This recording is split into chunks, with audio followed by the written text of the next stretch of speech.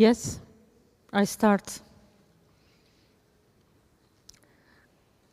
Thank you very much for the invitation and welcome. Thank you very much for providing your time tonight.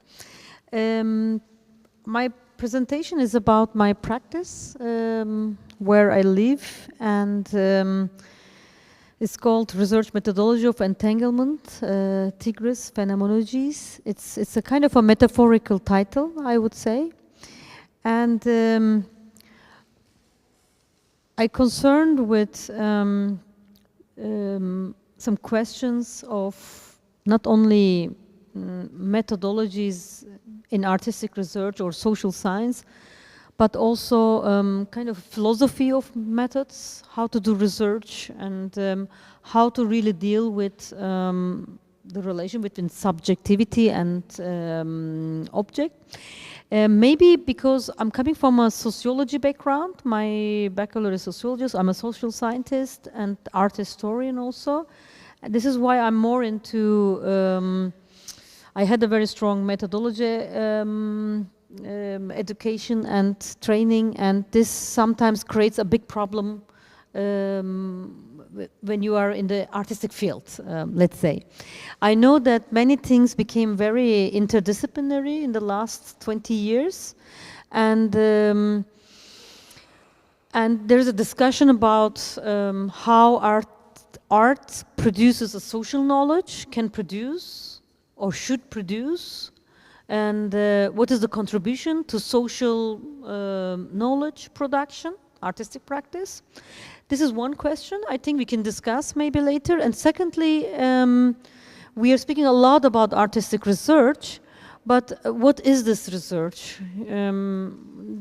Is it a kind of a personal research that artist is doing? Because we know that artist is always a researcher. You know, it's not something, a reality of 21st century. Since over centuries, especially in the 20th century, many artists, they have always their ongoing long research on societies, on communities, on region, and other kind of places. So it's not something like original or new that we are speaking, but why it becomes very important that most artists working, or most researchers working in a different region and places, how they proceed, with what kind of methodologies. And there are more that artists, I hear that they want to learn more different kind of methods. And when we speak about transdisciplinarity, interdisciplinarity, sometimes I get so much bored with this kind of discussion, because it's again about, we're speaking about discipline, and each discipline has its own kind of conservative way of knowing, extracting knowledge, experiencing the reality, experiencing the object as a subjectivity, and who I am, you know, as a subjectivity, who I am, which person I am, which citizen I am, which artist I am, which researcher I am. There's also a lot of question that I'm asking myself a lot, and also I think it's important to understand how we ask the question collectively. I mean, what is collective knowledge? What is that bunch of artists, people come together and experience together about knowledge and the production of knowledge? I think I'm more interested collective learning, unlearning, you know, instead of artists sitting in a studio and asking himself, who I am and what I want to really produce or experience. Instead, how we can create continuously coexisting of collectivities, collectives, different kind of artists, researchers coming together. This is one thing. And the most important, another question is artistic research, I mean, related to the classical question, what is the outcome of this artistic research? What is the end product? What are you going to produce, you know, film, sculpture, whatever? Or is artistic research, is it the process? That the process itself becomes an artistic experience. And I wouldn't say maybe not only artistic experience, but an experiencing the knowledge and producing the knowledge together. So these questions are going on, I know. And when it comes to specifically in a problematic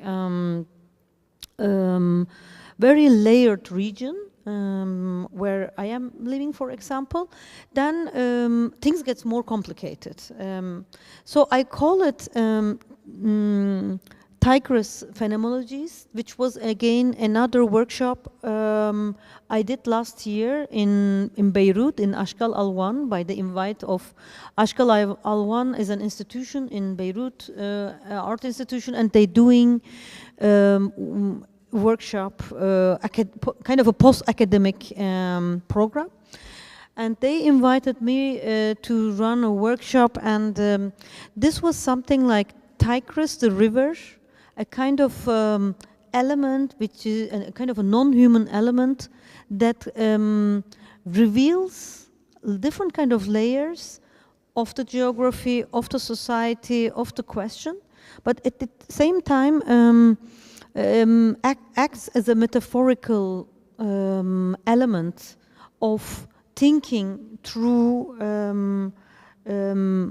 water and a river around, how things are transforming, how a village is transforming, how an urban space is transforming, how a society is transforming, how threshold spaces are appearing and disappearing. This is why I found very interesting to look through around the river where I'm living, actually.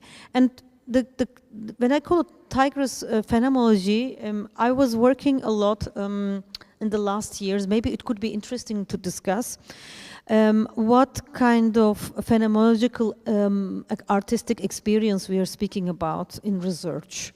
Are we speaking about the 20th century modernist approach of phenomenology, or are we speaking about what Sarah Ahmed is speaking about, like queer phenomenology, how we can queer knowledge, and how we can debate again the relation between multiple subjectivities and multiple objects. And this is important. When we always speak about research and methods, there is always a kind of a researcher, you know, and going into and field, and what to really get from personally, and what does it mean collectively.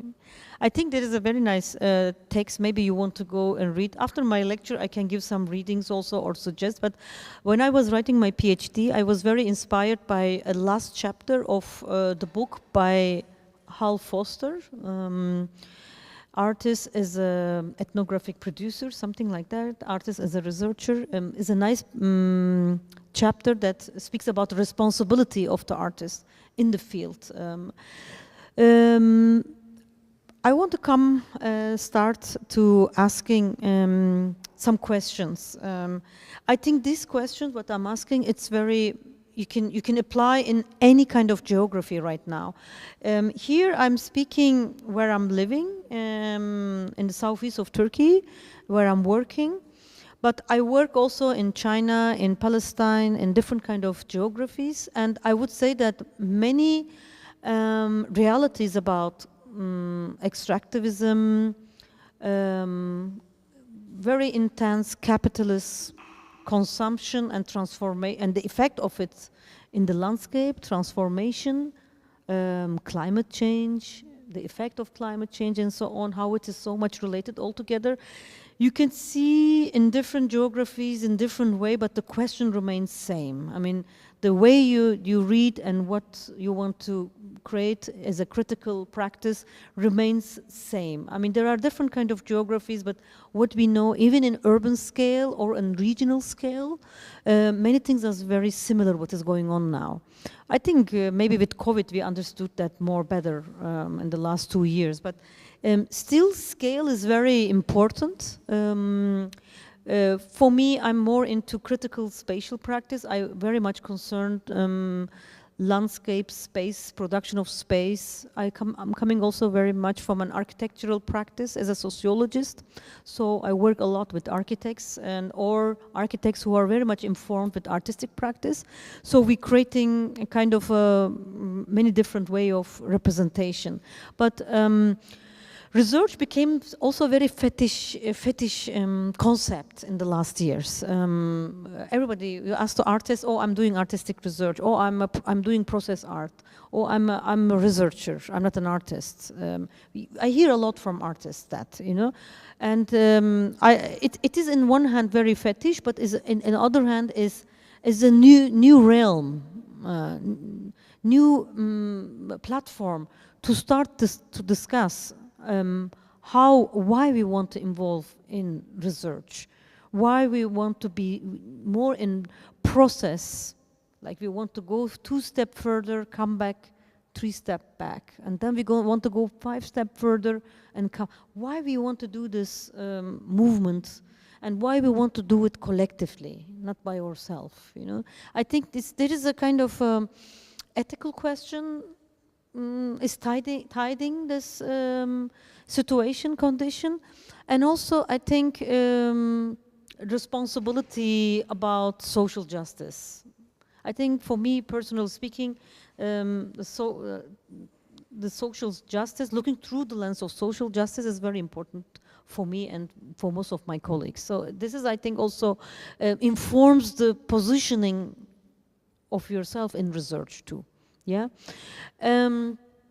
we use. I have a collective that we work together, but me and myself, and I'm using different kind of medium. Sometimes I do films, and then sometimes I do mostly writings, and a lot of collective workshopping. But I would say that there is no one formula or one way of representation that really represents. It is only one phase of the research. I mean, research has many phases and is very situational, I would say. The region where I am is quite a very a traumatic and multi-community-based region. It's very informed with forced eviction by military, by other kind of conflicts.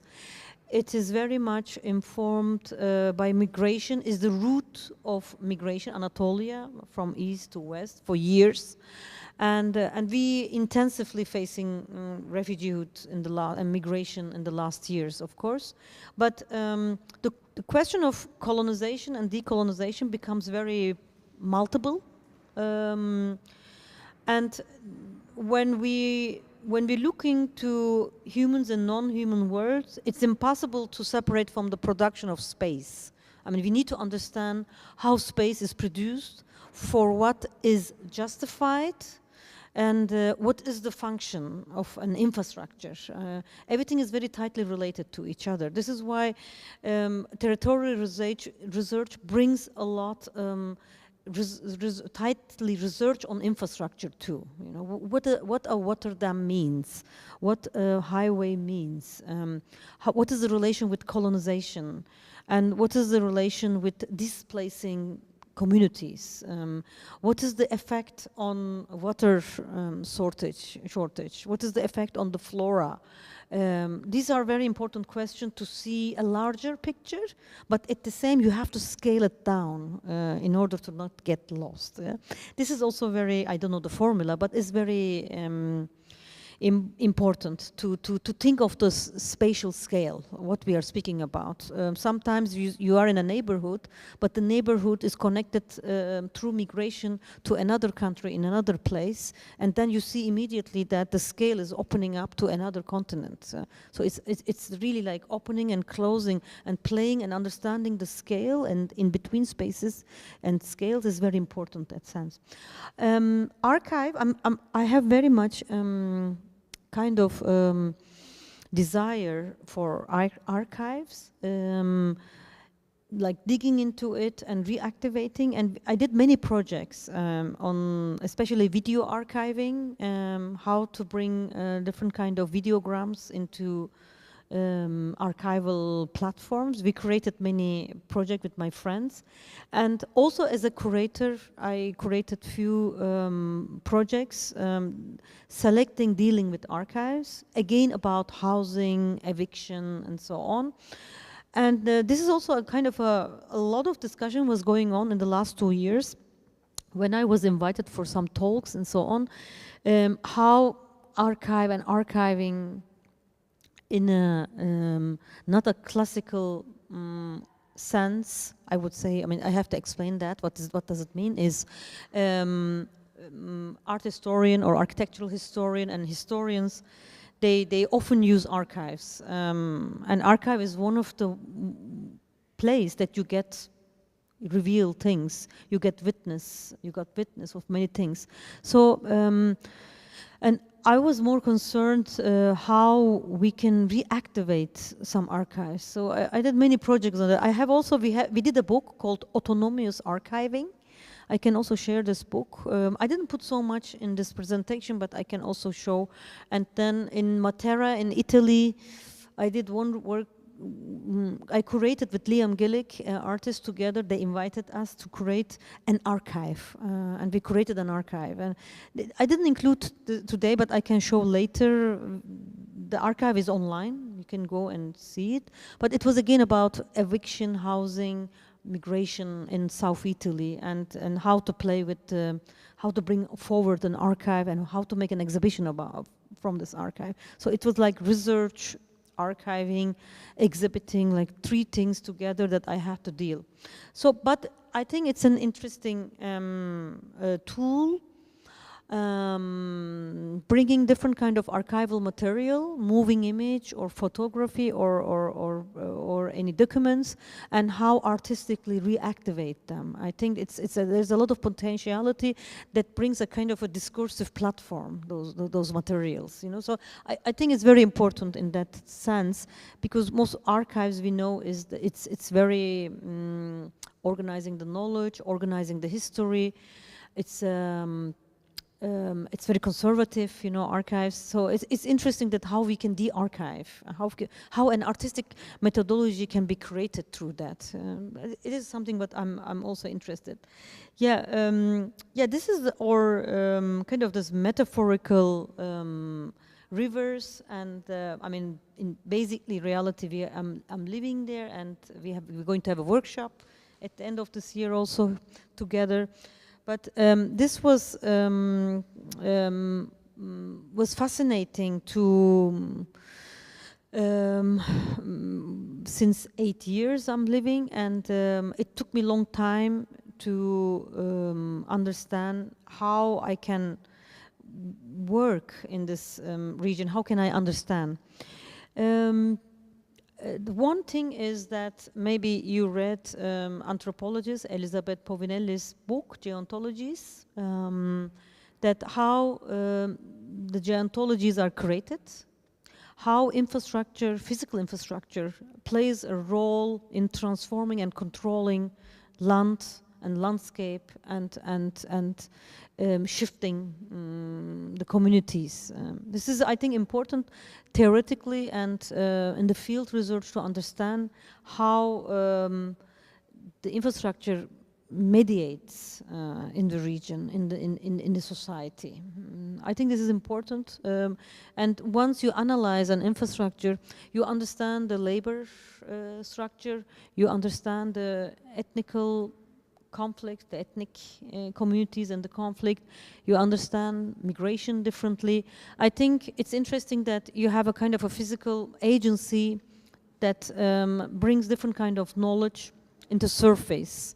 So this is also one kind of theoretical and practical methodology to think about geontopower. I mean, how beside biopolitics, how geontology brings a different kind of power structure and way of, let's say, governing, way of statecraft in the region. This is very important for us to understand how such this non-human elements plays a role in the region, like border lines, checkpoints, water dam, whatever, highways, and so on. So it is the relation between landscape, infrastructure, and dispossession is very important. It's very much connected because infrastructures always justifies the dispossession, justifies the transformation of landscape. When we speak about landscape, landscape is handmade, is itself controlling the area, the land. We can speak many kind of landscape, a pastoral landscape that looks very pastoral, or militarized landscape that are acting as a weapon. Yeah? So it's interesting to see the visually also the shift that how we can approach. This is a very where I live is a very is kind of upper older Mesopotamia, ancient Mesopotamia. There are many archaeological sites, many artifacts, is super rich in that sense, and they have a different temporalities. And it's interesting that you're facing a fast conflict, you're facing a fast urbanization, you're facing a fast touristic city in the region, and then you see those archaeological sites and you hear the mythologies, and it has a totally different time frame. So it was very interesting for me that I was not so much interested with the linear time and artifact as a fetish object, but I was more interested that how this temporality can play in a very speculative way, you know, how in a fiction I can use in a fiction. I will show at the end, we shot a film recently on the Epic of Gilgamesh in this region with my collaborator, artist Anton Vidokle. And this was, for this film, we did 3 years research on Gilgamesh, the epic and the region.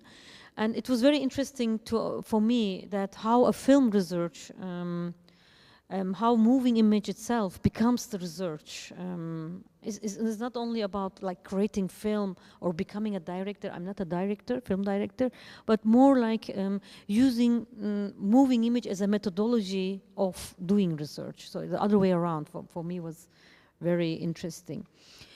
This is a stone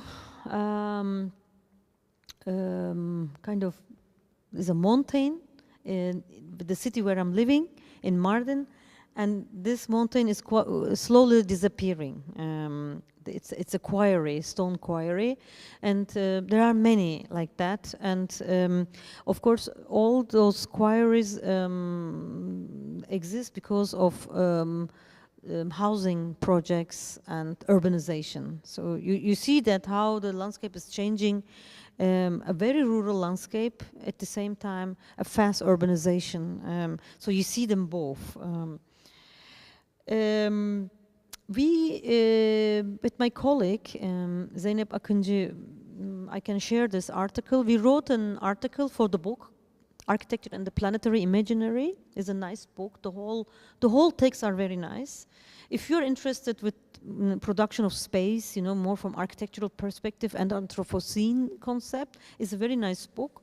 And this, for this book, we wrote an article about water dam, that we were arguing that how ecology is not a naive word that we often use, but is also a word, a concept that justifies many many security operation strategies of colonization, and we have to be more critical when we speak about ecology, what really ecology means, you know. What does it mean removing a village and making a park, you know? What is transforming the space with water dam in order to get more ecological, like water and so on, electricity or water resources. But then in the meanwhile, with this water dam, you're removing the flora, you're removing the heritage of plants, you're removing the villages and their roots, their heritage of the land. So this was one of the publications we did, arguing about how architectural infrastructures relates to dispossession, effects and justifies. This is Hasan Cave. I live like half an hour near to this place. My office is very near to this place. This is the place that we will have a workshop, and actually you will stay here. We will stay here. So this is one of the old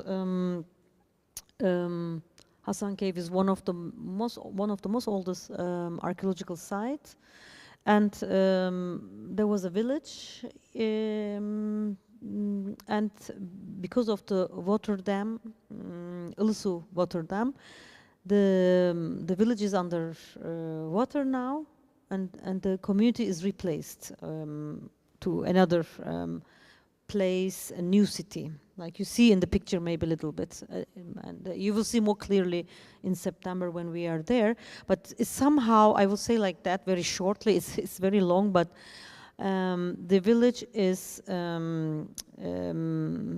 transformed into, I mean, it's underwater, and the land and the ownership has been expropriated immediately, because the whole area is transformed. I mean, you can see it, maybe experience this simple in a neighborhood, you know, when you, when a government, state or mayor, municipality wants to transform a neighborhood, they apply a preservation code, they apply an ecological urgency, and they expropriate the ownership statute that you cannot claim anymore your land, your house, you know, and they put you on mortgage, showing you another house to move, you know. This is the, and I saw in many places, in Korea, in India, you know, it's a very common thing, in Palestine, that is a kind of way of dispossession and transforming.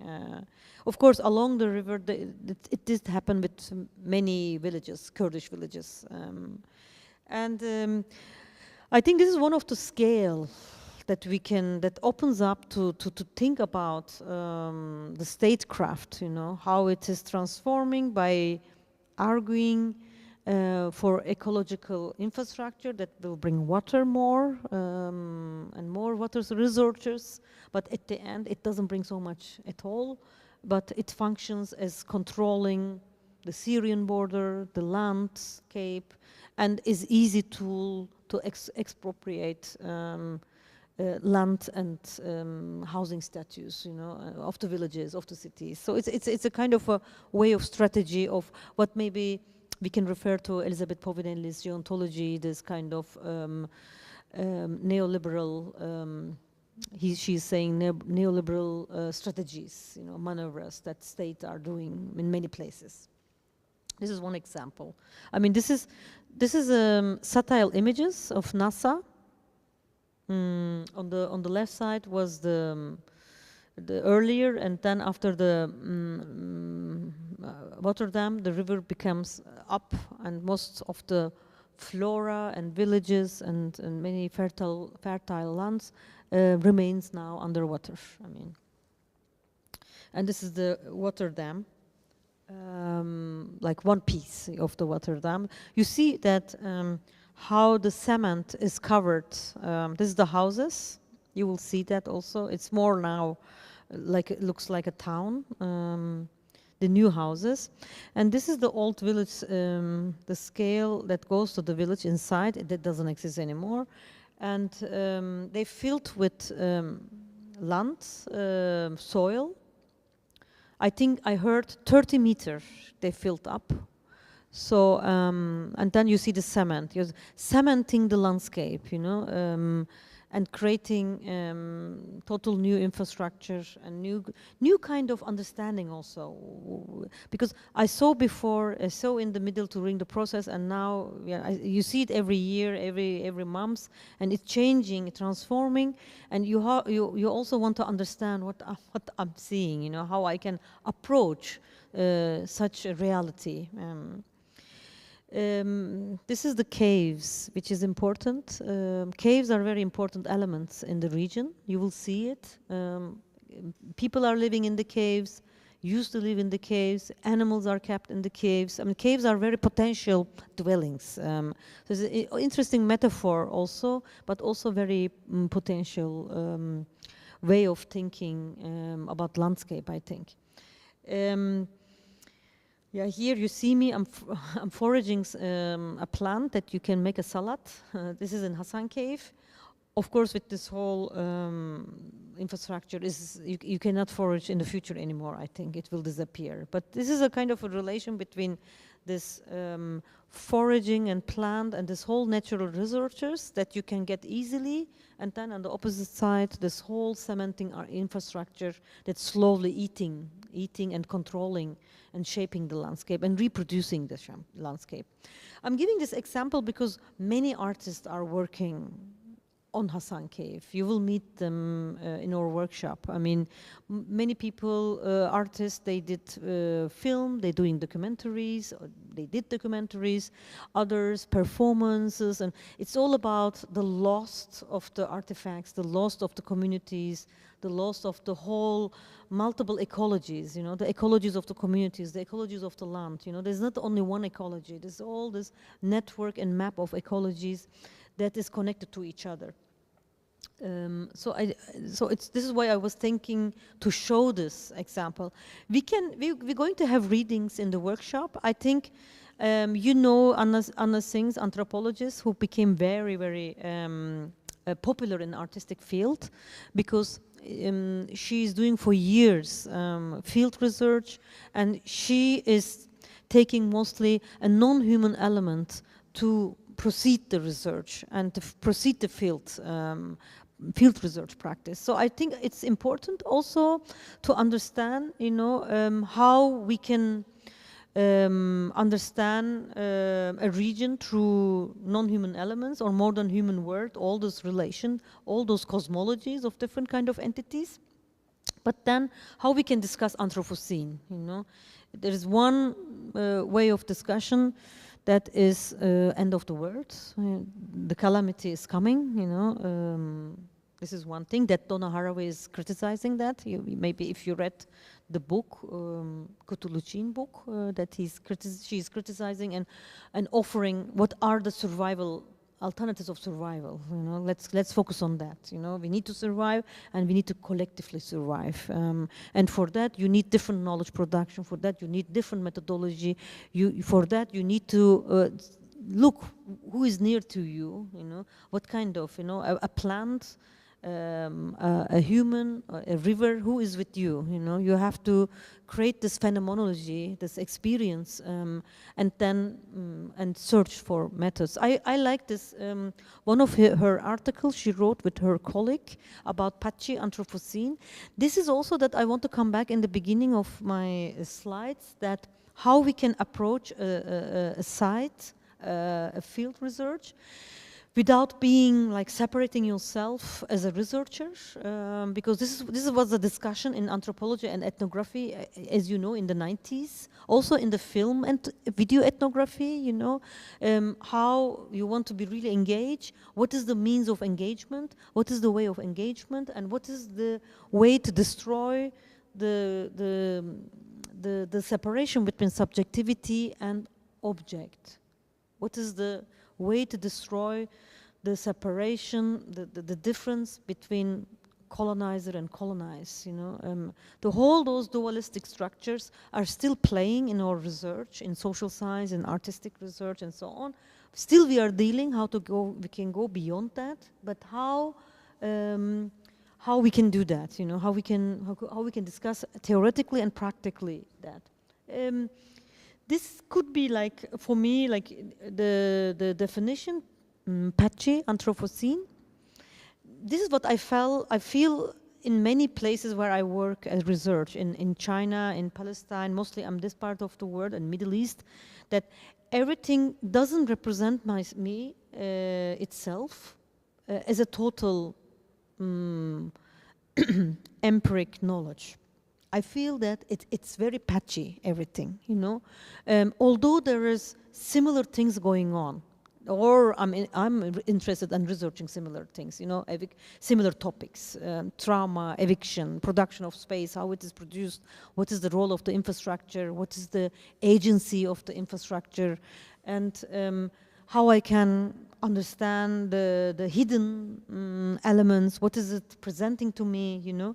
This is always I'm asking, but everything is very patchy, and maybe this is good because it's so impossible to have a total view of representation of knowledge.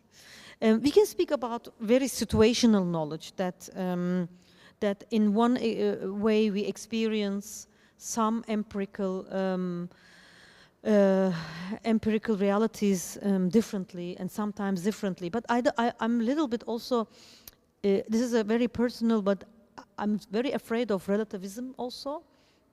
This is very dubious to speak like that, and I know that I'm live stream. It's so stupid, but at the same time, I'm so afraid of relative knowledge production. I really want to catch something, you know, that can hold the explanation of the reality, the meaning, the creation of the meaning of the reality. This is a kind of a struggle as a sociologist, as an anthropologist, as an artist you have. I mean, I think everybody have this, you know. So in one hand, you enjoy that knowledge is very fluid and situational and is based on experience and also collective experience. But at the same time, you want to hold on something, you know, and find its representation, especially in artistic research. This is a difficult part. This is what I don't know. I don't know the formula, but this is a struggle. Maybe this is important to be aware. Maybe even I don't know, but. Here, when we this patchy, you know, when Anna Singh describes, she talks about infrastructure, plantation centers, other irrigation systems. You know, the different kind of infrastructure that are patchy and controlled, but. She asked a nice question: powered by whom and how calamities are affecting the survival. You know, she's asking other way: how instead of how the calamity is going to happen or is happening, instead what is the in contrast the effect affecting the survival. You know, it's a kind of a potentialities to look at. I think so. The last sentence is very important for me. I'm sorry it goes into kind of a lecture series, but this to research on phenomenological approach that Anna Singh is talking about here, about landscape forms. And I mentioned about Sarah Ahmed as queer phenomenology, that she speaks more about really in her book, more about the relation between subject and object. If I think them together, I really looking for artistic methods of phenomenologies that is not so much about romantic and fetish questioning, but more a collective way of understanding not human, but also different kind of elements, yeah, in between humans, non-humans, and whatever, you know. I was doing this kind of mapping with the workshop we did in Ashkal Alwan. This was a workshop. I think 60 people applied, artists, architects, and activists, from Afghanistan to Africa to Latin America to Scandinavia. It was during COVID. This is why it was online, and this is why many people applied from, and it was a planetary workshop because everyone had the same topic questions: how to do research, artistic research, in such traumatic and very heavily transformational landscape, through state control, other company controls, infrastructure, and how we can resist and how we can do research through social justice, lens of social justice, and how we can create its medium, you know, what film, whatever, drawing, and artistically, how we can really. And this was kind of Zoom workshop, 1 month, every week, 3 days that we were together. And this was very intense, but this was something that we worked on, this kind of mapping, you know, field, worlding. I was putting, what I'm trying to explain is because it's very leveled, because you have to deal with the methods, like technically, artistic methodologies, you know, what could be, you know, archiving, moving image, this and that, performance, collective walking, different kind of methodologies, and then philosophically you're interested in concept, what could be the experience of phenomenology, of how we can read and discuss that, and colonial and decolonial methodology comes always in this kind of region, very important question. You know, how, and I mean, not the historical colonialism only, but also the ongoing, you know, through censorship, through other kind of eviction, forced eviction, and different kind of figures, methods that maybe Povinelli is speaking about, this neoliberal motifs, how we can define them and how we can rework against it, you know, and what is the role of artistic methodology in that, you know, what is the political activist action, what is the artistic action, how they come together, how they are separating, where is this line in between, you know, are artists or activists arts, or in that sense. So, and who is witnessing, you know, humans are witnessing, animals are witnessing, the landscape is witnessing, the plants are witnessing. So the question of witness was very important in our workshop that came up continuously, especially by Palestinian artists, Palestinian researchers, and other activists that are looking more through non-human elements, that how the non-human elements becomes the witness itself. I mean, I want to show other artists' work also, not only mine. This is a collective with many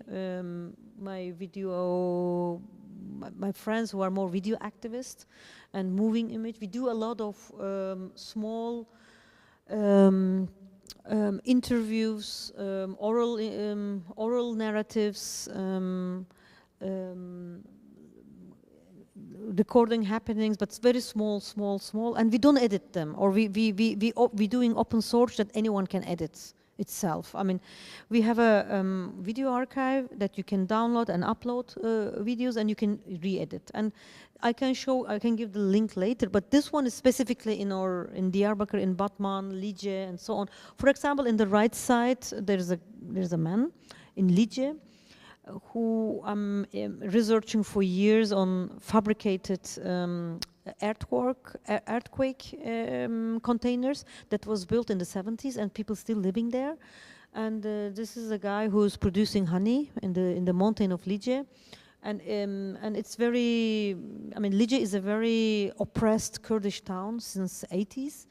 And it's so many things involved. It's a small town, but it's interesting to find alternative narratives that how people are living in those containers, recreating their environment since 30 years, and then engaged with flora and differently under the conflict, you know. So it's very interesting, like small videos. And when we try to create video archives, that you see the whole narrative patchy in a moving way, you know, that you can choose and so on. This is a simple way to do it. I mean, in the workshop we can work on that. You know, it's kind of a free block. You put them together, and you create a kind of a way of a narrative. This is also something like how to deal with an ongoing transformation of neighborhoods, towns, and villages in this region that is changing quickly. This is my friend and my collaborator also, an artist, Leyla Keskin. It is her video on with her phone, iPhone, she did. It's a kind of a video still from a construction site that most of those cities are dealing with very fast urbanization, and then a lot of extraction going on, and a lot of construction sites. So it's interesting that how to understand what is going on. I can also share the video, but this is a kind of what the artists are dealing with. Many artists are dealing and working on Hassan Cave, on this river, and they are doing very ethnographic work. They are doing very fictive work. They are doing very documentary fictive, a different style, video essay, and so on. And same with the cities in Mardin, Diyarbakir, that the urbanization is also another kind of reality in the Kurdish society and the Arabic society here. This is another artist, Rojda Tuğrul. This is also the rivers, Tigris and rivers, and The spots are villages that was disappeared. So she has a kind of a drawing practice. You will meet her. She will be with us in the workshop, and you will see her work. And she's very much focusing on border infrastructures along from Diyarbakir along the border. By the way, we are like 40 minutes by car to the Syrian border, so we are on the borderline, and so much the border, the infrastructures, military, ecological infrastructure, urbanization, so many realities going on in a very different scale. And Rojda has also research on archaeological artifacts, animal skeleton, like turtles that were living 1,000 years ago in the river basin that was found by archaeologists. So she's working also on those kind of animals, and few other videos also is about how the animals are understanding, moving in evicted villages, how they're occupying the village and living there. And so she has a very interesting practice through this kind of either drawing or video work. We have a lot of reading session. We read and we're trying to, I come back to theory again because I like very much, firstly, and secondly, I cannot see it separately, you know. So like these queer philosophers are very important for me because what they do in one level, they're really trying to deal with the ongoing discussion in philosophy and sociology about the duality of subjectivity and object from the 20th century. And then trying to introduce more a relational ontology. I think this is important in our research to be aware of how we can really work on relational ontological way and methodology. I think Karan Bharat is very inspiring for us. And Katrin Yusuf is a British, Karan Bharat is a physician, and she wrote a lot about, mostly on the ethics of understanding the materiality and object.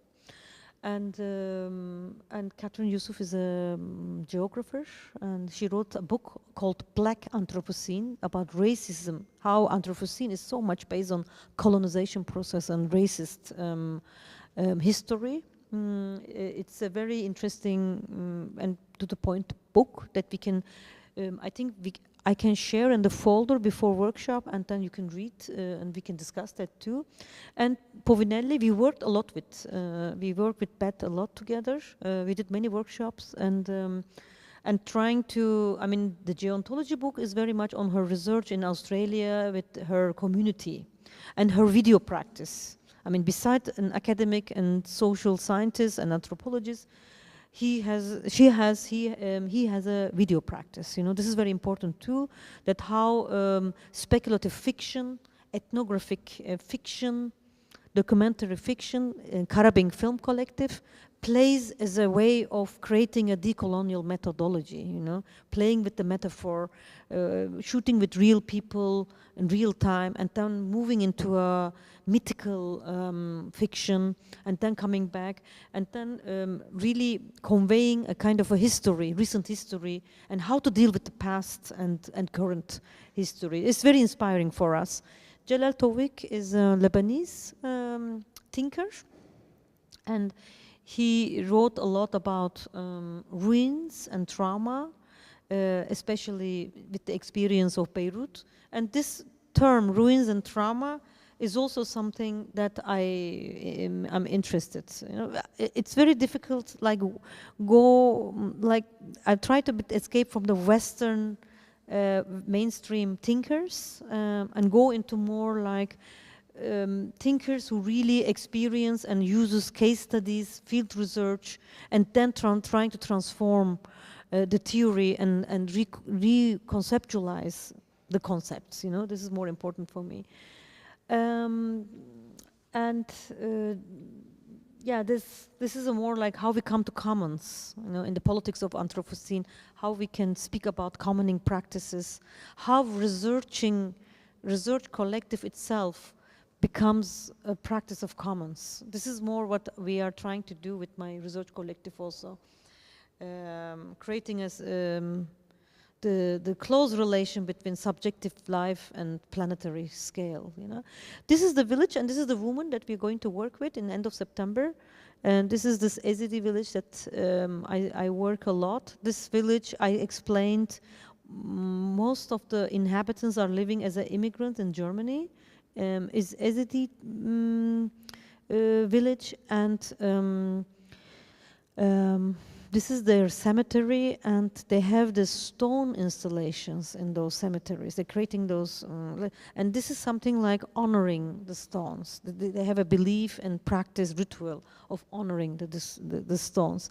So I think it's interesting to understand the narratives and rituals. You know, how we are having creating relation with soil instead of humanist extraction, you know, cultivation in a very determinist way of ecology thinking. You know, how we can think differently.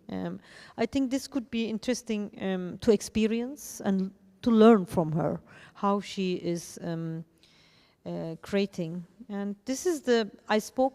I think also I mentioned in our meeting. We're going to follow, I'm following the shepherds, and there are many female shepherds, and they live in around our houses, universities, campus, along the river, and also in this village, the village hosting them 6 months, because the village has many caves and empty houses. They're hosting them with their animals. I mean, they're hosting the shepherds with their animals in this village. And it's interesting, like there are layered stories, like the village is an immigrant in another country, and then they are hosting another migrating people temporarily in their village. So there is a kind of multiple nomadism, multiple narratives of migration, multiple spaces that it's being used temporarily, and then the permanency and temporality becomes very, very, very strange concept for me. You know, I think it's interesting to research that too. You know, it looks very archaic, it looks very pastoral, but in level of labor and economy, it brings an interesting anthropological knowledge, I think. So I invite you not to look so much pastoral way of pastoralism. I mean, I hope I'm not explaining like that, but we will meet them and learn how the economy of this nomadism is created and functions. I work in a different village also near Mardin. This is Dara village. This village is a archaeological. This village sits on an archaeological site. Is a Roman garrison that was in the border that time in the Roman time, but it is also an Hellenic city and an ancient Greek city. It was. Now is a Kurdish village, and there is a discussion going on that the region wants to have it protection under UNESCO. But if actually if there will be protection, the site as a heritage site of UNESCO, this village will be evicted. I mean, the people will be replaced. So I'm against this preservation, and the villages are living together with the artifact and with the Roman artifact, with the many Hellenistic artifact, and they're building it, they're mixing it. And what we are doing since 2013, we are visually mapping the village, and it's a very nice work by art historian, archaeologist Zainab Bahrani, who is one of the most important Babylonian and Mesopotamian historian. She says that the best preservation is just keeping like that in the landscape. You know, it belongs to the space, and the best preservation is in the landscape. So it's interesting how landscape also, what is the meaning in that sense with the artifact. We're trying to see this village. You can see the orientation. I want to show also a little bit orientation where we are. Like it's very much like 10 minutes by car to the Syrian border, this village. And it has archaeological many sites inside and near. And this, many villages are living in those houses made in the 70s, and but mostly are built on a construction of, I mean, traces of the historical artifact, you know. And olives is one of the main production there. Many women are producing and collecting and selling and making olives from the olive fields. So this is one of the understanding that how they use the water system, and how the olives is produced. Most of the village are working in a different in a city in the west coast of Turkey. And what is the relation with the other city? You know, there's always another city with the villages. So it's interesting to see the scale. You know, such a small rural scale in a borderline immediately opens up in a global different scale. You know, and how we can see the relation network in between. Our aim here with my collective, we don't see it as an archaeological site. We don't want to. We don't want to see it as a border village. We're trying to excavate this whole layers and trying to understand what is the daily life with the nature of those farmers, peasants, with their animals and trees and so on. Food and cooking and sharing.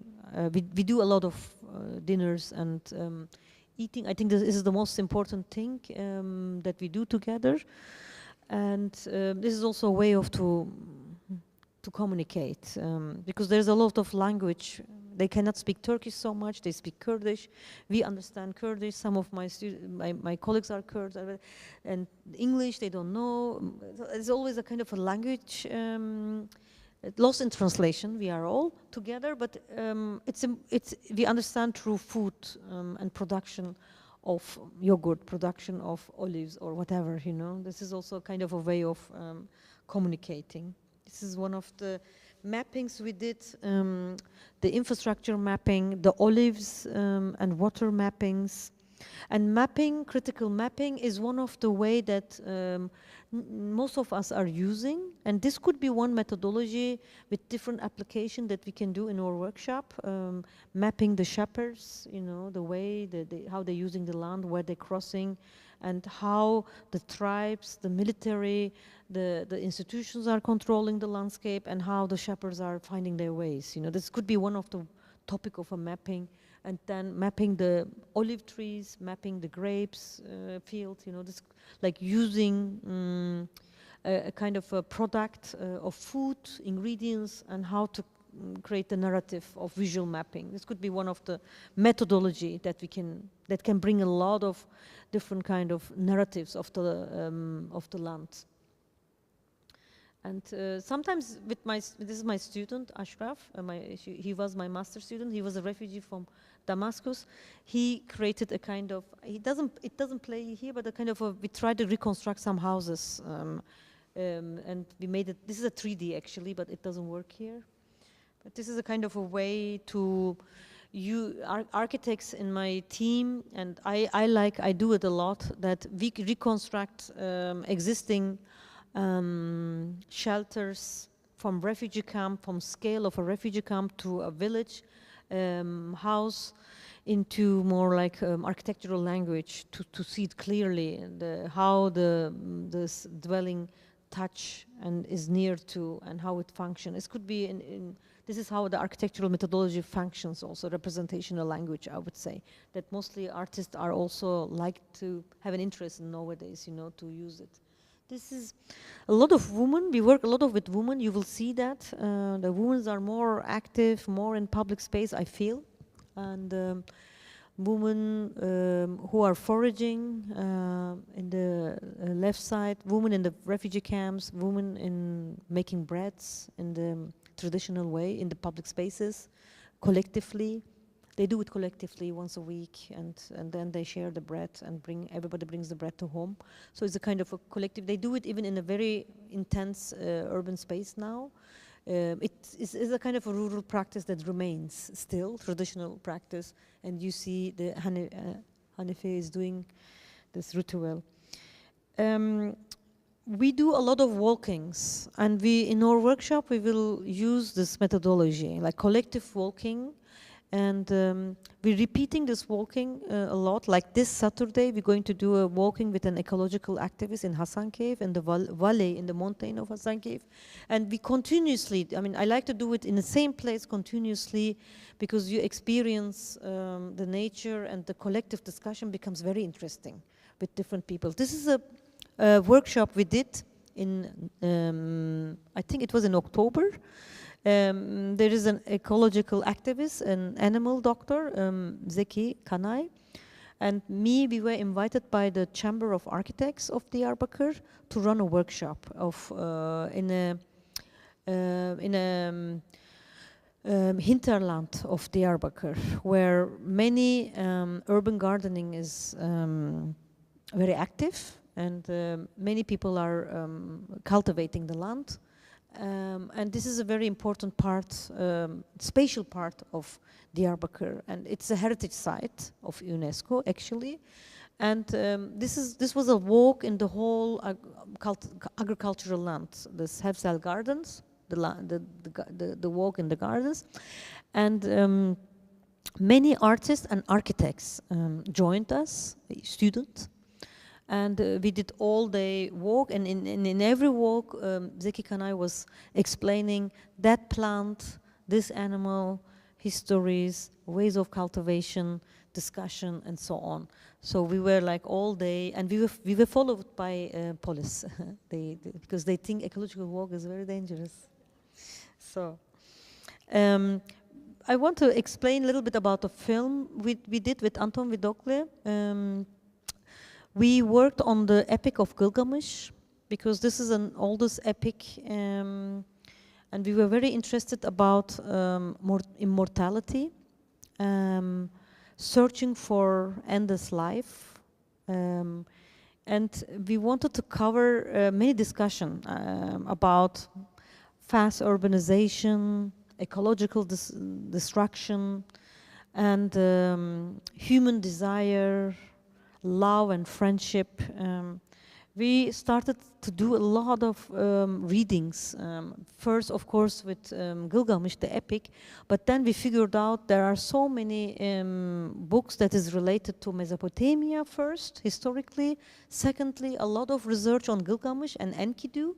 Enkidu is the closest friend of Gilgamesh, who loses his life because the goddess Ishtar takes a revenge and took his life, and Gilgamesh was sad and searching for immortality because he doesn't want to die like Enkidu and lose, and he's mourning for Enkidu's death. This is the story of our film, and the epic is of course very large because they meet together. Enkidu is a wild man living in the nature, and he doesn't want to come to city, to Uruk, because city is something you get urbanized, you get you leave your wildness. This is written in the epic, like 1,000 years ago. It's about urbanization and being. It's almost a modern discussion about modernism, you know. So, and the epic starts like that. We were interested with this search of immortality, and in the epic, Gilgamesh is always a hero, a strong man. The goddess Ishtar wants to seduce him, and there's many stories. They do a lot of good things with Enkidu. They became friends, and they live together. They go to fight, and so on. And then Enkidu loses his life, and so on. But we were focusing on what would be that Gilgamesh is a female. Why is always Gilgamesh is represented as a strong man, hero, who built a strong city, Uruk, and is proud of those buildings. He's proud, in Epic is written, is proud of these buildings. Architecture is a power of representation. Uruk is a power of representation. And how we can take this issue in a different way. So we, this is the campus, university campus, where we are. I mean, you will see it. In the back is the university, yeah, but you see the beautiful landscape like that. And often the shepherds are camping there, the nomad shepherds also camping there. So this is my Gilgamesh, and the epic opens with that sentence, Gilgamesh, he who saw the deep. It starts like that, but we changed the he, she, and we shot the film in Kurdish language, and we collaborated with the Diyarbakir Ahmet theater with I think 8 female actresses, Kurdish, and this was a kind of choice to play with the fiction, with the epic, but then also speaking about the region in a very different way, not in a documentary way, but kind of. I mean, one of my friends was telling this is a kind of a epic documentary. I was very this is in a new style, you know, defining, but it's kind of now 44 minutes film. We have a shorter version, 25 minutes. I can send this version too.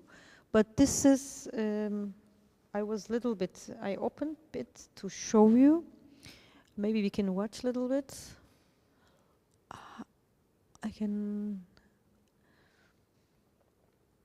Let me watch a little bit maybe.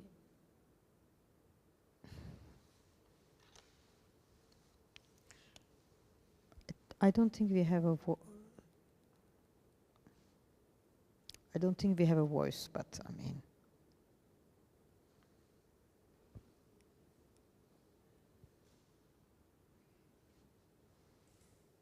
This is Dara village, the village that I showed you before. I mean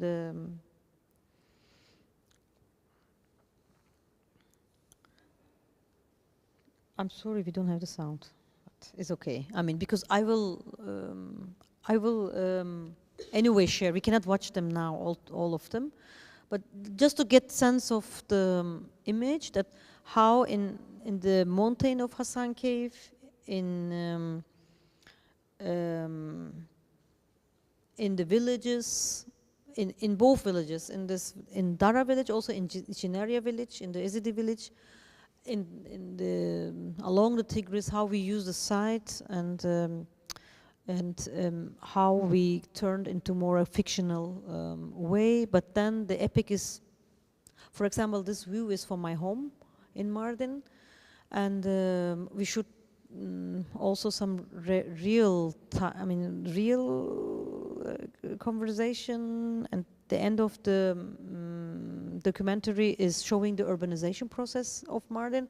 So it's a kind of a between small like documentary and the rest is more like fiction. So we try something like how we can really play with the different kind of moving image aesthetic in editing, and explain, like making sense for current time, for contemporary, what is going on, and then bringing the epic, like functioning the epic into more like a critical tool of understanding many concepts like love, friendship, Kurdish language, the landscape, the relation between colonizer and colonized, subjectivity, and so on.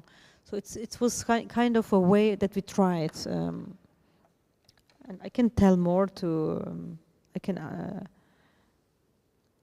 I can share this. I want to quickly show. This is our collective. We are. It's called Arazi Assembly. We are kind of artist, architect collective working on different, in the same area on a different concept. And sometimes we run workshop and seminars, mostly focusing on how to work in conflict territories, how to find new methodologies of research. And we are trying to, meet some colleagues from Africa, from Latin America, from Palestine, from Scandinavia, from Norway, who is working on extraction in the Norwegian islands, oil drilling and so on. So different geographies, but there is everywhere, there is a kind of a capitalist conflict going on and extraction going on. So there's a many kind of sharing going on, and we're preparing a lot, organizing a lot, and so we did run. We can send this link also. We did run a workshop, care labor, common space, and collective field. How research is also a labor, a care labor. Research collective is also about caring the knowledge and caring each other. Is not something an subjective clinical practice, and how we can discuss research and research collectivity like that, and how it contributes to social justice. This is the main topic. We have a sister collective. It's called Topological Atlas. We do a lot of interviewing each other. You can find my interview talking about field as different kind of entanglements and transversal methodology to create. But Topological Atlas, they work in Pakistan and Bangladesh, and they are from New Delhi, Karachi, many different kind of artists, filmmakers basically, but coming from architecture and artist background. And we did run a lot of workshop together in Hassan Cave in different parts, and we are participating also together in the biennial, in the next Istanbul biennial. I think there's a lot of, I don't want to say global south, but there's a lot of collaboration and common things that we are dealing, many similarities, and it's very important that as a two sister collective that we are exchanging, or practice. And this is the website that during the online, in Ashkal Alvan, during the online workshop, all the participants were able to access this blog. And during online workshops, 1 month, everyone was able to enter their practice. If you go to this website, you can see many artistic practice, activist practice, what they do, and what is their work. It could be interesting also, like non-physically, we try to put everything into relation. And the last thing I want to show is, maybe you want to go and search. This is an archive, digital archive platform. It's called Urgent Pedagogies, and is supported and invited and supported by IASPIS, Art Institute in Stockholm. And here we do gather many different kind of research and pedagogical practice from Brazil to China, from Palestine to Holland, and many texts, interviews, video interviews, and a lot of cataloging that works within critical spatial practice with different methodologies, and trying to create a kind of platform that people can read and research. This is also very much related to this collective thinking, collective learning, unlearning, and how to proceed. For example, just give me here, Munir Faseh is one of the important Palestinian pedagogue who has a collective in Ramallah, and it's about an ecological collective on nature and flora, and he organizes many things, workshops and collectives, meetings, and so on. And he's very active since 70s, creating alternative pedagogical structures. There's an interview, nice interview, that he speaks about his experience. And I don't know, there's a different kind of collective from, for example, from Brazil. They are more engaged with student struggles and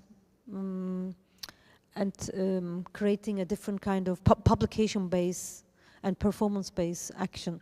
So there's a different kind of scales from neighborhood to region to city and to rural villages, but at the same time different kind of identity of collective that are more engaged with different kind of urban struggle, different kind of struggles, collectives who are temporary, exist, do something and disappear, but has an effect on the ongoing space, and then long-lasting schools, independent autonomous schools that they are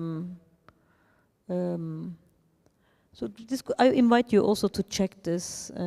Socrates Stratitis, who is an architect who is working in Cyprus for years on decolonization methodology as an architect with artists from both sides, Turkish side and Greek side and Cypriot side, and he has a very interesting, and Grupo Contrafil is also the what I mentioned, this Brazilian group. It's so different, I think, and we organize a lot of symposium. We're going to have an event in 3 weeks online that we invite those people, they speak, and we create an issue. We try to bring writers, invite writers, practitioners, and here Silvia Francesini, who did her PhD on alternative artistic pedagogies practices. She's a curator in the Architecture Museum in Brussels. And Michael Lung is a Hong Kong-based activist, farmer, he's working with villagers and farmers, peasants, rural struggles mostly.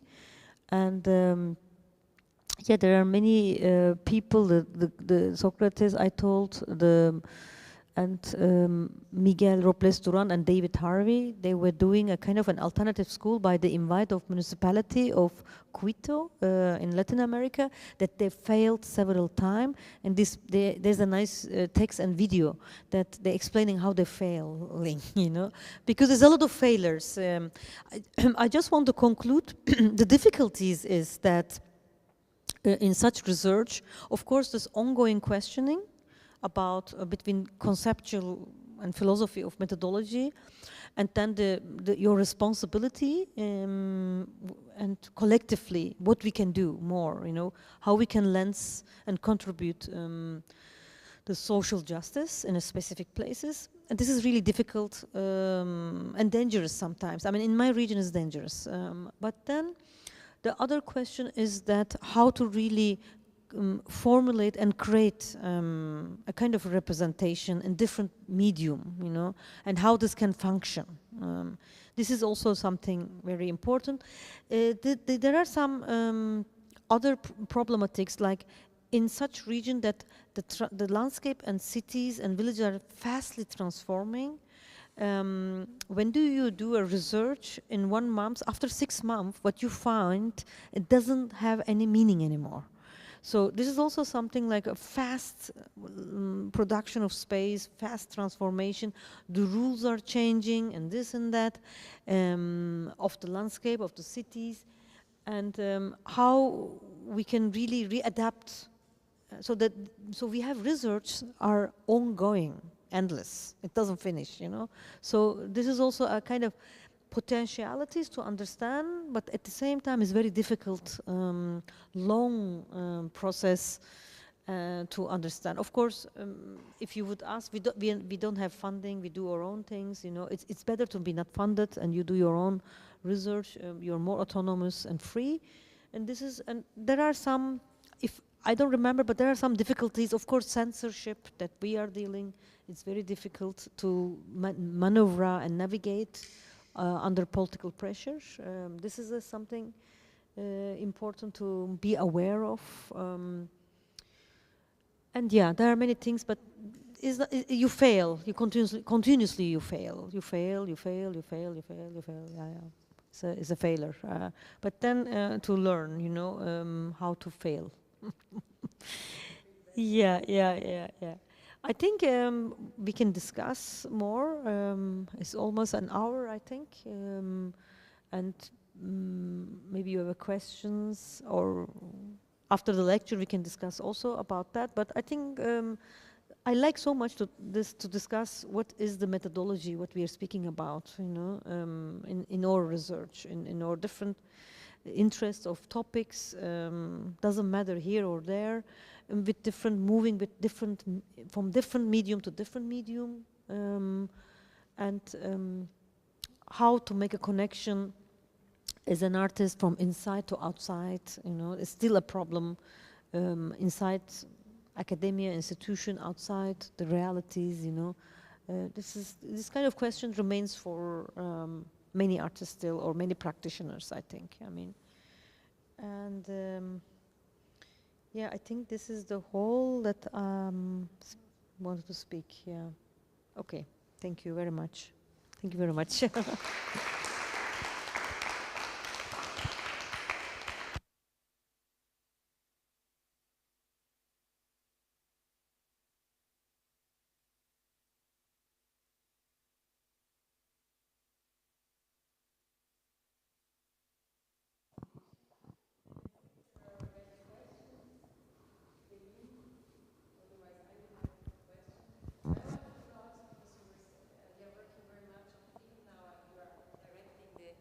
The film department of the University of Batman, and you were saying when film and moving images are becoming in itself a research. I was interested also how this is. How are you applying this also on the department, on the university? How is it daily then translated also in a learning? How the students are approaching it? What kind of how are you reshaping the department? Yeah, that you are I think it's very different in the film department. I'm experiencing this new because I never worked before. No, I worked 2 years, 10 years ago, 12 years ago in a film department, but I didn't manage a department such before. Well, it is very difficult to explain because there is a practical film departments. Like really, it's about shooting and learning, editing, post-production, and so on. And then there is this history of film, philosophy of film, and so on. So there is two. This department covers both, but doesn't succeed in both. Yeah, this is the problem. I mean, I would say the one level is, I think the education of filming is changing. I mean, the production of filming is changing. And I think such departments are backward in order to catch the I mean, there is digital filmmaking now, you know. So it is, the technique is not the same like 10 years ago. So this is one problem, that we changed the syllabus last month. I was working with my colleague, and we changed the courses and syllabus because of that, because it has to upgrade, and because of the technology of filming and understanding. Conceptually, I put more research and method class, because the students, they don't know, they have great ideas, because they get the ideas from TikTok, from soap operas, and from Instagram videos, and they think they are directors, you know. They shoot something and they think they are directors. And this is also problematic because they don't know how to do research. And if they can do research better, they can feel the content, and even they can look through camera differently, you know. So I'm personally teaching that since 2 years, because I recognize that they bring me something. Oh, we saw something, we did the editing, Pelin, look, 10 minutes, 15 minutes, or they are submitting their homework like that, but it's nothing, you know. It doesn't have any critical thinking, it doesn't have any discussion, is not original, you know. So everybody's doing film, you know. Now you're doing film in Instagram, you're doing TikTok. You know, there was an exhibition last year in Turkey. The construction workers, they did a lot of TikTok videos, and 2 curators exhibited them. It was a video exhibition, But there was no artists, there were construction workers, you know, and it was about labor and video making, and it was very nice project, you know. So I say to the student, I mean, you can do it in TikTok, you can do it in Instagram, but what is the difference, you know? If you don't do feature film, how can you use that? And then the other thing is that the students, they have something, if you do a documentary, ethnographic documentary or fictive documentary, is a documentary. You do this, you do it fiction film, you do it a feature film. They have, I mean, cinema and film education teaching you a package. And I try to say this doesn't exist. You don't need to rely on that. You know, you can do an epic fictive documentary. You can mix the style, you know. So this is one thing that we're trying to start to teach. This is very new, and this is very good for the student, that they feel more relaxed, because then they don't have a goal of becoming a big director, artist, you know, that fails, because you can try, you can use filmmaking as a research. You can, other way around, you can research for a film with moving image, you know. What is essay video? What is this kind of styles? You know, I'm trying to, and sometimes they think it's too much philosophy, but then there are many things that can help. I mean, if they want to do feature film, that helps also in experimenting, experimental filmmaking. It helps also to the main scenario that they want to do, or way of shooting they want to do. What I'm doing this last term, I'm teaching video making, and I'm trying new methodology. One is, the method is pretending like a director. So this term I tried, being Agnes Varda was the method. Everybody is acting like Agnes. They're doing feminist film. One student reshot the Cleo, few scenes of the Cleo. He shot it in Batman Street, not in the French Paris Street. It was very interesting, you know. So I think this kind of methodology is also about learning Agnes Varda's practice better, you know, what she was trying to do in different time frame, from feature film to experimental documentary to traveling to other things, and understanding the concepts, I mean, metaphors of Agnes Varda, and how you can create your own metaphors. Like few students, they did video on using mirrors, you know. Few students, they wanted to work on feminism and so on. Few about paper collectors and so on, and so on. So I think this is a good methodology, that you choose one director.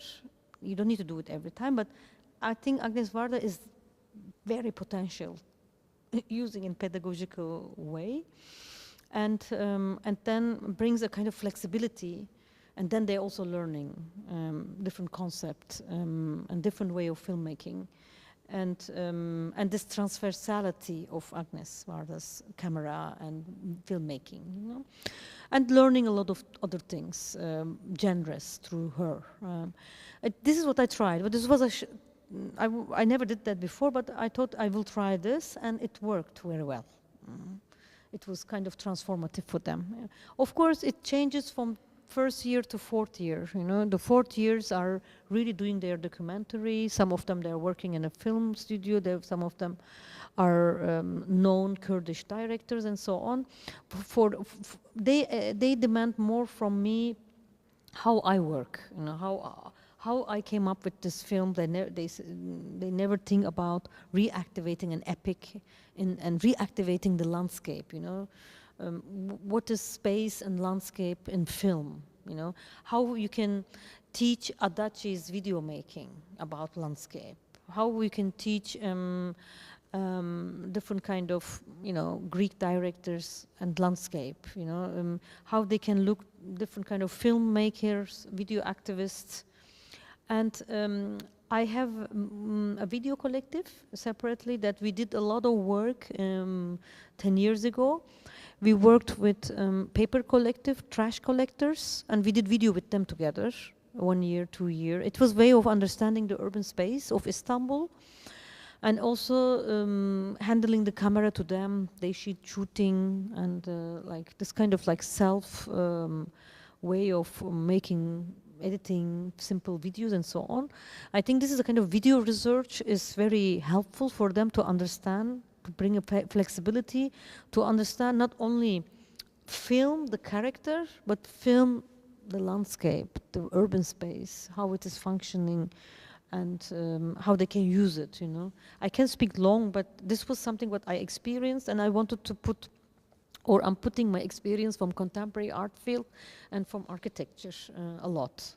Sometimes they complain, they say, you show so much contemporary art videos, it's so experimental, it's hard for us to understand, you know, they complain sometimes, but then it's important to really, like Karabing Film Collective, I showed them, they were shocked. How you can use very documentary and put them to fiction and speak about decolonialism. You can do similar exactly film that Karabing is doing in Batman and Hasankeyf. Totally same topic, water, decolonialism, ritual, myths, and Yazidi culture, Kurdish culture, Jaza culture, Arabic, Assyrian culture. You can do the same in using the same fictive film language. And they were shocked to see that. And this is something like showing some example as a pedagogical way of explaining how to use the filmmaking or video essay in understanding, or vice versa, using research, making more in-depth, different kind of aesthetic of edited, constructed film, you know, yeah.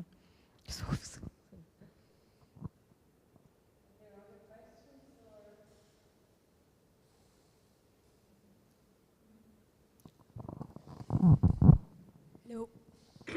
Oh, is there some? Ah. Yeah, thank you very much for that. It's really great lecture.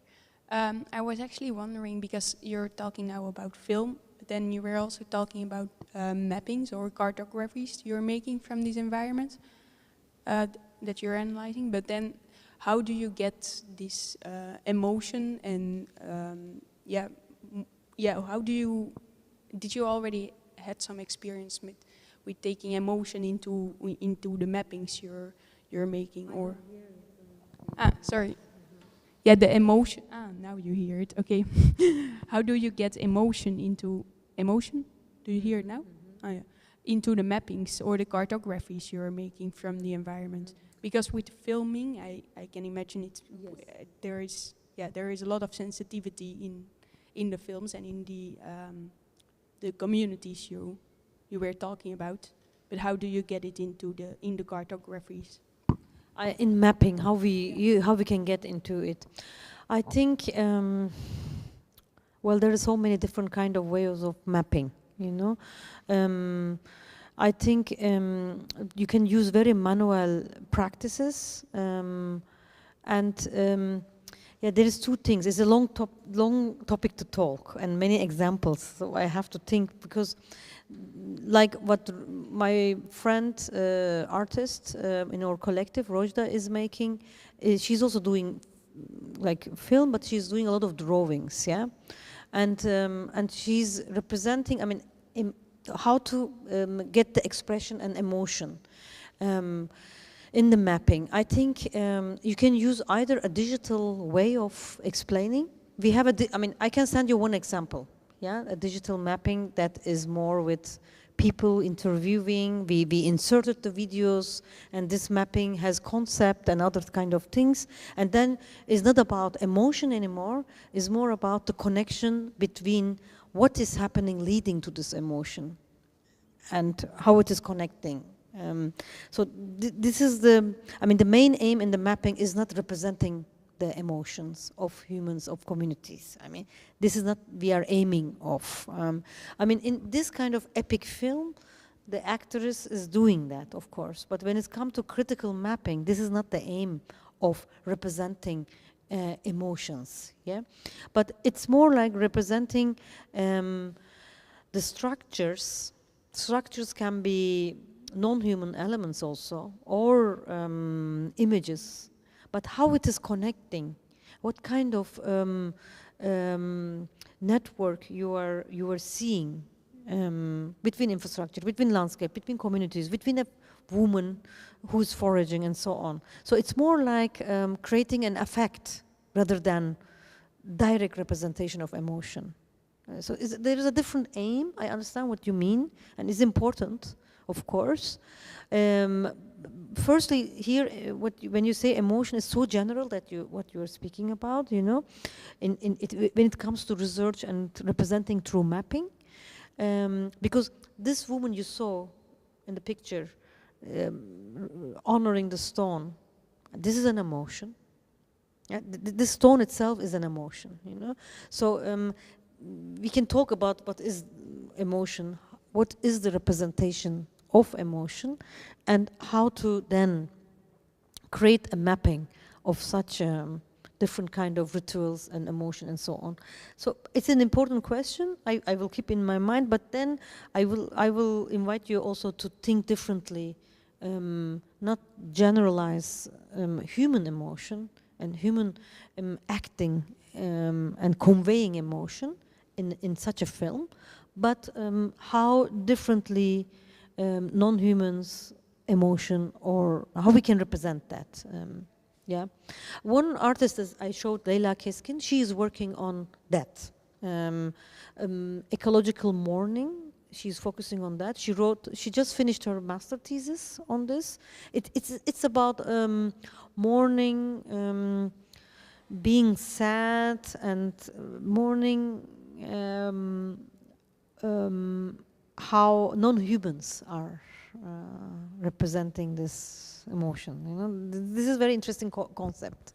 I mean, how can we talk about that? I mean, she is focusing on Hassan Cave, on the river, and water and the river, how the river and water itself is representing its own emotion because of this catastrophe here with this water dam, for example.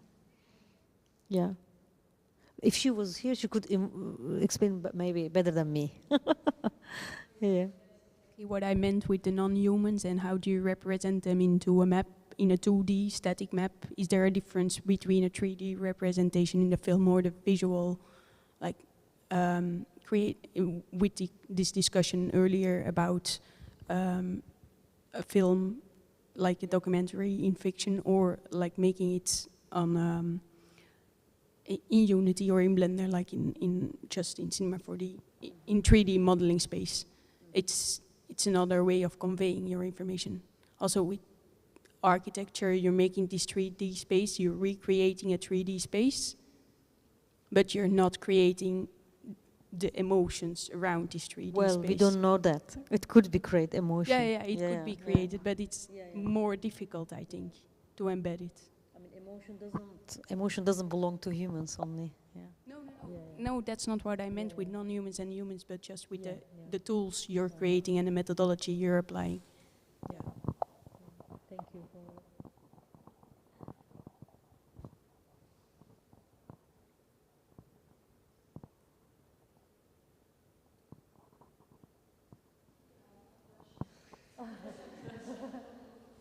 No, we talked before the lecture, so it's a little bit. I was wondering, because you talk a lot about movement, but you also have a very I don't understand. I'm sorry. sorry. Okay. Now, you hear me? No? Or I can just come close. Yeah. Now, I was wondering, because you talk a lot about movement. About? Movement. Movement. Huh? Yeah, in your practice, and like within, like also the things you are researching on. And I was also thinking, like, you also have at the same time a very like local practice, or very like in situ, like focusing specific places, but you are also connected very globally with a lot of other like locally specific projects. So yeah, yes, I'm curious about how you deal with this, like it doesn't need to be a tension, but like having a mobile and very localized practice at the same time. I think most of us, not only me, but many people now working like that. I said in the beginning of my lecture, the cases are very similar. You know, when we speak about a post-Anthropocene effect, from trash collection, trash management to water politics to, you know, it's functioning in many places in a similar way. And I think it's important to understand, engage in locally, and you learn a method. And then you go and apply the methods in a different local place, you know. And this helps a lot. So it doesn't make so difference where you are, because once you enter the local and if it's mostly the same situation of eviction and dispossession, and it's so similar that even if you don't speak the language, you understand immediately what is going on. And this is something like you learn from the field, and then if you go to somewhere else, you just apply, you know. But there are some kind of your own methodology you have, you know, like staying there, living there, communicating yourself, you know. You're not normal researcher who is going with mediators or something, you know, like really engaging in the struggle that is going on, or engaging the whole movement what is going on. This brings you really on the core, and then it doesn't really matter if you know the language or not, you know, because I was working in China with Chinese women. They always thought I know Chinese, but I don't know Chinese. But we spent so much time, they were thinking, and I was understanding them, and they were thinking I know Chinese, but no, I didn't know Chinese. I never learned Chinese. It's difficult. But the situation what they have, it's so similar what the shepherds, female shepherds have in the other geography, you know. One thing, another methodology is you can examine female labor. If you examine the female labor, you get the spatial scale immediately, how it works. This is what I learned. I mean, I wasn't aware of that, but you see how it functions, the female labor daily in a space, and then you understand how the space is functioning. And this is really like very global. I mean, whenever you go in a local, it works like that. And then it gives you a big advantage to understand quickly what is going on there, you know, the patriarchal relation, the reproductive labor, and then the space around that. It connects very quickly. This is my way of understanding and cooking together. This is what I do a lot. And this is also a way of getting the ingredients, where it comes from, how they're produced, and how it is the intimate spaces is created through that, how the public spaces, the threshold places are reproduced through that. And this kind of performative experience brings also quickly in the core understanding, because why do you do research? To understand. I mean, everybody has his own way of topic, you know, interest, you know, or to understand this plant better, for example, to understand the colonizer and colonized duality better, you know, the current situation better, or you want to understand how females collaborate solidarity in between. You know, this kind of things, and I think it's important to create your own way of method of engagement, and the other thing is I stay a long time in engage. You know, this is also because I don't want to say long research brings you the knowledge. I don't want to say that, because sometimes you just become part of an effect, and then you get quickly something, you know. But it is, I said in the beginning, 3 steps back, 2 steps further. It's always like a back and forward movement, and this is how it develops. And it's important to bring them, to bring all the people together with you, you know, that you don't witness what is going on or be part of them, but recreate together another kind of community. so they can also live, understand what they are doing, how they are living their life, how they're producing their labor and so on. I think this is also important to challenge together collectively, you know. And this challenge, this is also helping to challenge this beginning. I talk about the object and subjectivity duality also, that disappears immediately. You are in a new family, you are in a new collective, you know. They're also new in a new collective with you. So this is also important, I think. I mean, yeah. Thank you very much. Thank you very much, yeah.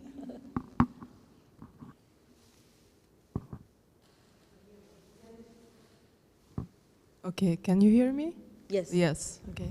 No, you partially actually you just answered it, the question when you talked about if you see how the women labor, you understand the space.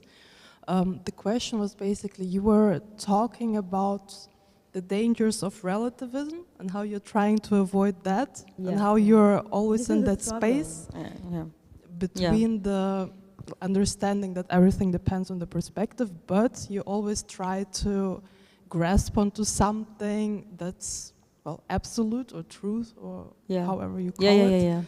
So you just answered it partially.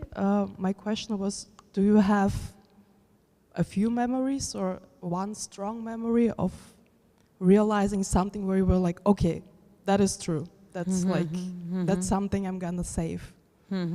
Oh, I cannot think right now. Let me think. Maybe after the lecture or later I can. I have, of course, a lot. I mean, yeah, I have to think. I have a lot, but yes. But this is the struggle I said in the beginning. This relativism of trying to get different kind of, in different kind of spaces, that you want to get this empiric knowledge from the field, and you have a conceptual, you know, philosophical background that you want to use. You have a positioning also that you look in a way, ideologically, you know, like, and then you want to understand what is going on differently.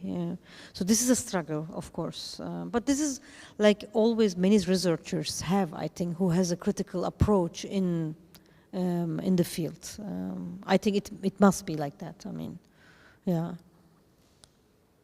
But I should think. Well, I have many memories, yeah. Thank you very much. Yeah. We can talk after the lecture. Thank you.